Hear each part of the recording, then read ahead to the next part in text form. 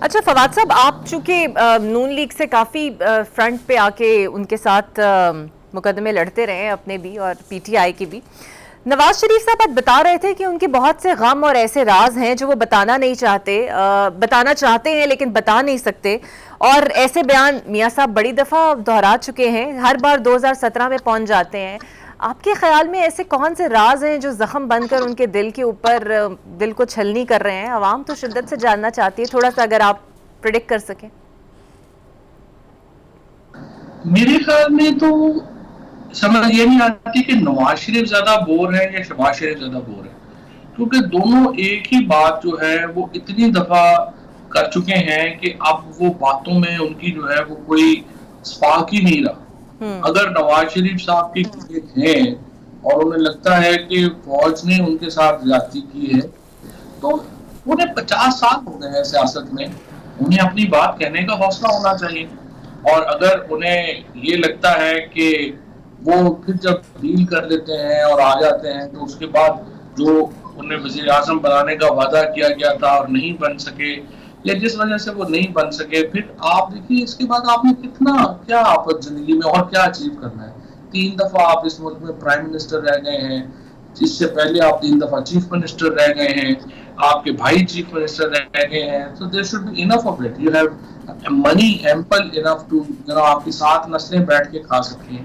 تو آپ اس سے بھی بات بھی اگر آپ ڈر ہی رہے ہیں اور آپ خوف کا شکار ہے اور تنہائی کا شکار ہے اور ڈپریشن کا شکار ہے کیونکہ آپ وہ باتیں نہیں بتا سکتے جو آپ بتانا چاہتے ہیں، تو پھر تو آپ سے ہمدردی ہی کی جا سکتی ہے اور کیا کیا جا سکتا ہے۔ بالکل ٹھیک۔ اور ایک جانب آپ کو نہیں لگتا کہ بشریٰ بی بی کے لیے اور ان کی بہنوں کے لیے ڈیل کی افواہیں سر توڑ ہم دیکھ رہے ہیں، گونج رہی ہیں؟ بیرسٹر سیف کہتے ہیں جناب کے اسٹیبلشمنٹ سے ہماری ڈیل ہو رہی ہے، حکومت ڈینائی کرتی ہے۔ آپ کو لگتا ہے یہ تمام تر ریلیف جو ہے کسی ڈیل کا نتیجہ ہے؟ دیکھیں، پہلی بات تو مجھے ذاتی طور پہ تو لگتا ہے کہ یہ ڈیل سے زیادہ اسکیم کا حصہ ہے۔ پاکستان میں چونکہ ادارے بڑے کمزور ہیں اور ہر وقت یہ بات رہتی ہے کہ یہ فلانا ڈیل ہوگی، یا ضمانت اگر ہو بھی جائے تو آپ نے دیکھا ہی کہ عدالت نے ابھی حکم دیا ملاقات کا، اور ایک ڈپٹی سپرنٹینڈنٹ نے ہائی کورٹ کے حکم کو اٹھا کے پھینک دیا، اور اسد کیسر، عمر ایوب، بن نور ملاقات تک نہیں ہونے دی۔ تو جہاں عدالتیں اتنی اپنی اتھارٹی کھو چکی ہوں، وہاں پہ انصاف مل بھی جائے تو لوگ شخص ہی دیکھتے ہیں کہ کیسے ہو سکتا ہے کہ یہ میرٹ کے اوپر فیصلہ ہو گیا، جس کی وجہ سے یہ باتیں اور افواہیں ہوتی ہیں۔ بٹ ان مائی ویو یہ ڈیل سے زیادہ اسکیم ہے۔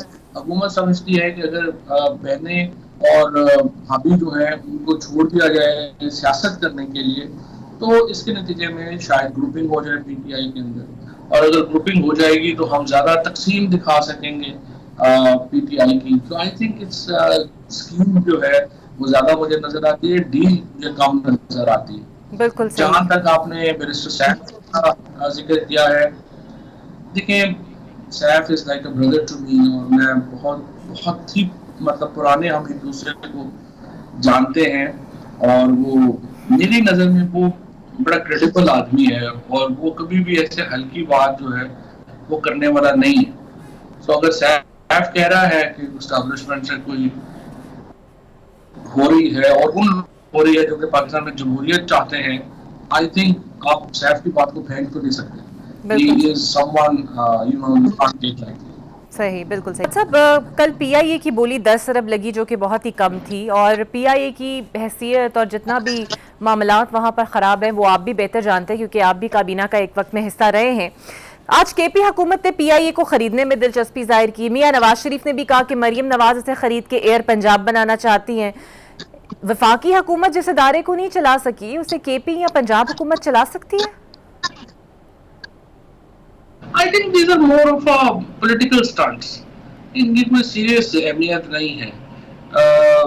ظاہر ہے کہ آپ کی جو پرائیویٹائزیشن ہے، پہلی بات تو یہ آپ آئی ایم ایف کے پروگرام کے تحت کر رہے ہیں، اور آئی ایم ایف کے پروگرام میں یہ سہولت نہیں ہے کہ آپ یہ کہیں کہ ایک فیڈرل گورنمنٹ اس کو بیچ دے گی تو صوبائی حکومتیں جو ہیں وہ لے لیں گی۔ جو الٹیمیٹلی پیسہ وہی ہے، چاہے آپ کان ادھر سے پکڑے یا ادھر سے پکڑے، تو آپ اس کا مطلب یہ ہے کہ کچھ ایڈ نہیں ہو رہا ہوگا۔ سو آئی ایم ایف اجازت ہی نہیں دے گا اس قسم کے کسی وینچر کی۔ بٹ جس طرح سے وہ پہلا جو بڈر ہے انہوں نے اپنی مارکیٹنگ کے لیے فیصلہ کیا کہ ہم ایسی بونڈی بولی دیں. اسی طریقے سے انہوں نے بھی فیصلہ کیا ہے کہ ہم بھی اپنی طرح خبروں کے لیے جو ہے یہ اس قسم کی بات کر دیں. بٹ آبویسلی یہ ایک I think is a non serious thing. اور یہ کوئی بیچنے کے اوپر آپ نے $7.5 ملین کی جو فواد حسن فواد جو ہے انہوں نے یہ سارا بڈر کیا, سب کچھ کیا اتنی جلدی میں آپ نے سب کچھ یہ بنایا. اور بڈر جو ہے وہ آ کے کہہ رہا ہے کہ آپ اس طرح کیوں نہیں کرتے کہ 10 ارب کی میرے سے پلاٹ ہی جو ہے ایڈجسٹ کر لیں. آئی مین انہوں نے تو پرائیویٹائزیشن کمیشن اور privatization ministry has been turned into a joke. And I doubt کیا اس کے بعد کوئی بھی ان کی کسی بھی بات کو سیریس لیا جائے گا. اینڈ دس شوز کہ اس وقت جو پوری حکومت ہے وہ کس انداز میں چلائی جا رہی ہے. یہ جو پی آئی اے کی جو ایک بڈنگ کا فیسکو ہے یہ آپ کو بتاتا ہے کہ اس وقت کس قدر آئی وڈ سے کہ ایک پوری حکومت غیر سنجیدہ ہے. اسحاق ڈار صاحب نے جس طریقے سے اسپیچ کی اور چائنا کے امبیسڈر جو ہے اس کے اوپر افینڈ ہوا, پرائیویٹائزیشن کا معاملہ دیکھ لیں, اس کے بعد آپ آنے والی پریس ریلیزز دیکھیں. آئی مین آپ خود بھی آپ کو بور ہو گئے ہوں گے یہ باتیں سن کے کہ وہ گئے ہیں مارمو یو سائن ہو گیا ہے اور اتنی انویسٹمنٹ جو ہے وہ انہوں نے فیصلہ کر لیا ہے یہاں پہ کرنے کا. آئی مین یہ حکومت کا جو ایک نان سیریسنیس کی ایک سمجھیے انتہا ہے اس کے اوپر یہ حکومت پہنچی ہوئی ہے. اور پاکستان تو روز بروز نیچے جا رہا ہے. آپ نے دیکھا آج بلومبرگ کی رپورٹ آپ دیکھیے جس میں بلومبرگ نے کہا ہے کہ پاکستان میں لوگ چھوڑ کے جا رہے ہیں اور جو ہیومن ریسورس کرائسس ہے پاکستان میں وہ شدید سے شدید تر ہوتا جا رہا ہے. I think this is something Pakistan is at a point where everyone جس کے پاس تھوڑا سی بھی عقل اور دماغ ہے وہ اس کو بڑا فکر مند ہونا چاہیے. اور مجھے حکومت میں تو کوئی فکر نظر نہیں آتی ہے لیکن بہرحال جو ہم لوگ ہیں ہمیں تو فکر کرنی چاہیے.